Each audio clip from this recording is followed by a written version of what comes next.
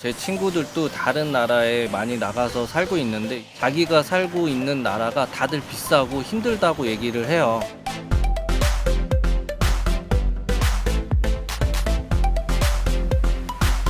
안녕하세요. 그동안 싱가포르 이직이나 현지 생활과 관련해서 궁금증을 가지고 계신 분들이 저한테 이메일로 질문을 주셨는데요. 제가 한국에서 쭉 직장 생활을 했거나 현지에 있으면서도 이렇게 영상을 올리지 않았다면 아마 평생 모르고 지냈을, 저랑은 조금 다른 분야에서 일을 하시는 다들 정말 대단한 분들이셨어요.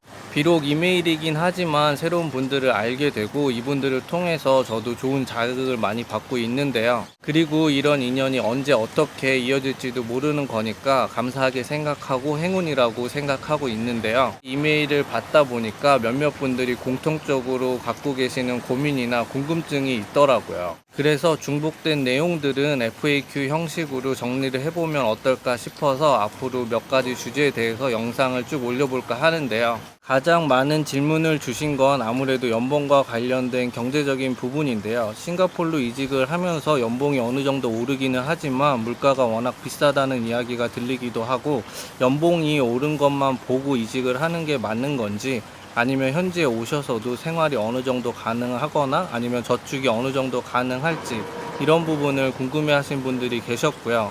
두 번째는 현재 다니고 있는 직장을 그만두고 싱가포르로 이직을 하는 게 맞는지, 해외 이직에 대한 근본적인 고민을 하고 계신 분들이 있었어요. 세 번째는 현지 생활과 관련된 이제 궁금증들을 질문 주셨는데요. 제가 기억에 남는 거는 도마뱀이나 벌레 같은 게 많다고 하는데 이런 걸 어떻게 하면 피할 수 있는 집을 구할 수 있을까, 이런 질문을 주신 분들이 있었고요.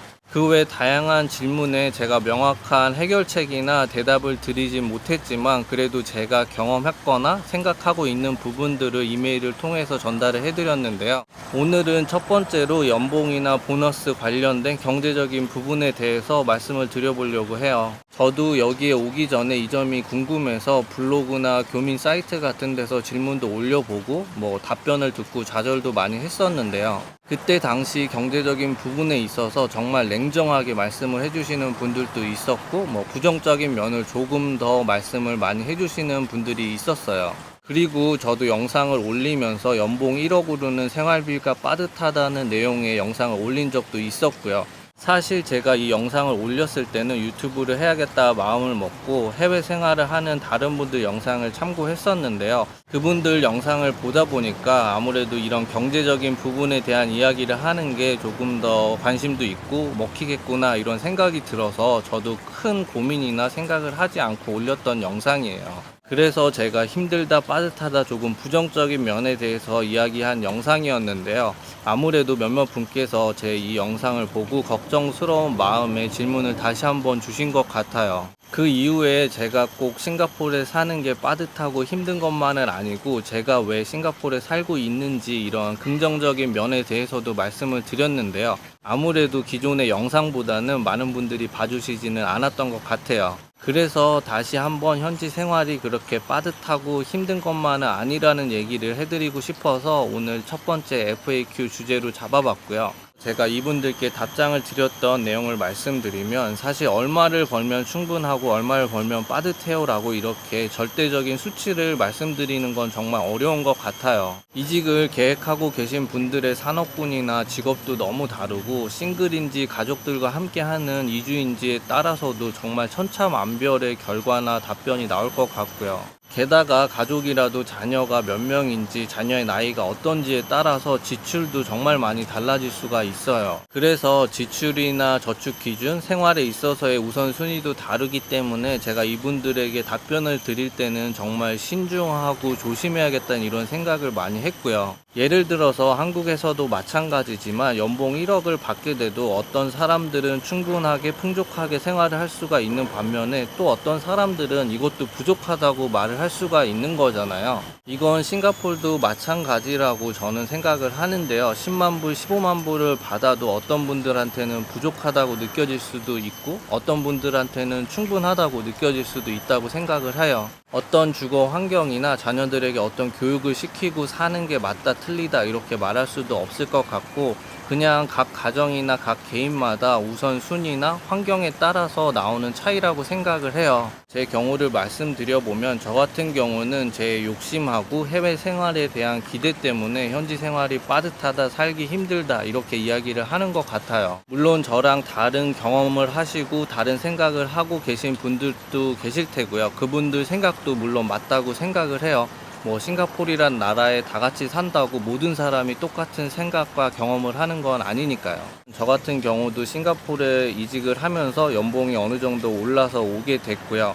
한국에 있던 친구들이나 주변 사람들도 잘 나간다 이렇게 부러워하기도 하고 이런 소리를 듣게 되니까 현지에 오면서 제 기준이나 눈높이도 같이 올라간 게 아닌가 이런 생각을 해보게 되고요. 그래서 좋은 동네, 시설 좋은 콘도에서 살았으면 좋겠다는 생각도 들고, 이왕이면 외국에 나가서 사는데 아이도 국제 학교를 갔으면 좋겠다 이런 생각도 들고, 날씨도 더운데 차도 있었으면 좋겠다 이렇게 생각을 하는 게 결국은 다 제 욕심이 아닌가 싶었어요. 싱가포르 물가가 비싼 건 사실이지만 현지에서도 10만 불, 15만 불은 큰 돈이고요. 다만 생각해보면 제가 한국에서 싱가포르가 동일한 수준의 동네와 아파트 시설에서 살 능력이 됐었나 이런 생각도 해봤고요. 한국에서도 1년에 수천만 원씩 되는 학교에 아이를 보낼 수 있을 것인가를 생각해보면 저는 예전에 그러지도 못했고 앞으로 한국에 돌아간다고 해도 그럴 수 없을 거라는 생각이 들거든요. 물론 한국에서도 좋은 집, 좋은 차, 좋은 교육을 시키셨던 분들께서 싱가포르에 와서 그만큼 생활하는 데는 너무 빠듯하다 이렇게 말씀을 하시는 건 충분히 이해가 되지만,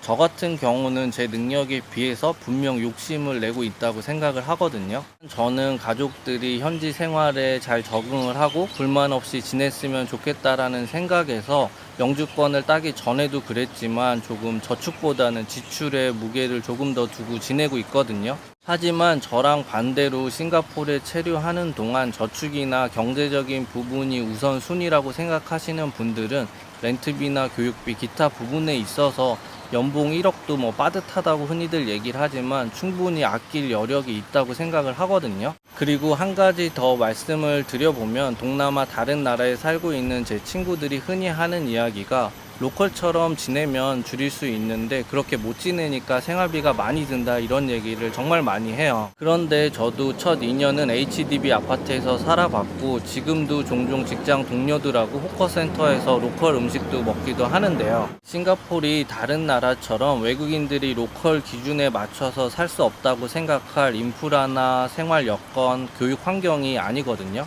한국 사람을 포함해서 현지에 오래 살고 있는 외국인들 중에도 HDB 아파트를 최대한 빨리 구매해서 지내거나 아이들도 로컬 학교에 보내면서 만족스럽게 현지 생활을 하고 저축도 하는 분들이 있거든요. 싱가포르이 세계적으로도 물가가 비싼 건 사실이지만 인터넷 상에 워낙 부정적인 이야기들이 많기 때문에 이직을 고민하시는 게 아닐까 이런 생각을 해봤고요. 물론 몇몇 분들을 걱정하게 만든 게 제 영상 때문이라고도 생각을 해서 조금 반성을 해보게 되는데요. 결국에는 개인에 따라서 제시된 연봉이 많게도 느껴질 수 있고 적게도 느껴질 수 있다고 생각을 해요. 싱가포르에 사는 게 정말 그렇게 비싸고 못 살겠다고 했으면 제가 6년 동안 이렇게 살면서 영주권도 따고 이렇게 영상을 올리고 있지는 않겠죠. 거꾸로 생각을 해보면 힘들다고는 하지만 저 같은 사람이 싱가포르에서 계속 지내고 있다는 점을 생각을 하시면 고민을 조금 덜으실 수 있을 것 같아요. 그리고 제 친구들도 다른 나라에 많이 나가서 살고 있는데 이 친구들하고 가끔 카톡이나 만나서 이렇게 이야기를 해보면 자기가 살고 있는 나라가 다들 비싸고 힘들다고 얘기를 해요. 그런 식이면 사실 살기 좋은 나라가 어디고 내가 돈도 잘 벌고 아이들도 교육도 잘 시키고 안전하게 지낼 수 있는 나라가 지구상에 어디가 있나 이런 생각도 해보게 되는데요. 현재 받고 있는 연봉의 2배, 3배, 10만 불, 20만 불 이렇게 이직 제안을 받는 분들은 충분히 능력이 있는 분들이라고 생각을 하고요. 싱가포르 정도의 환경을 가진 나라에서 이직 제안을 받는 게 그렇게 흔히 찾아오는 기회는 아니라고 생각을 해요. 그래서 저는 고민을 하고 계신 분들께 싱가포르 물가가 비싸다고는 하지만 체류 기간 동안에 우선순위를 어디에 두느냐에 따라서 저축을 늘리거나 지출을 줄일 수 있는 여력은 충분히 있다고 말씀을 드렸고요. 그래서 너무 부정적으로만 보시지 말고 좋은 결정을 내리셨으면 좋겠다, 이렇게 답변을 드렸어요. 오늘은 이렇게 제가 가장 많이 받았던 질문 중에 첫 번째를 얘기해 봤고요. 앞으로도 두 번째, 세 번째 주제에 대해서도 이야기를 해보도록 할게요. 그럼 안녕히 계세요.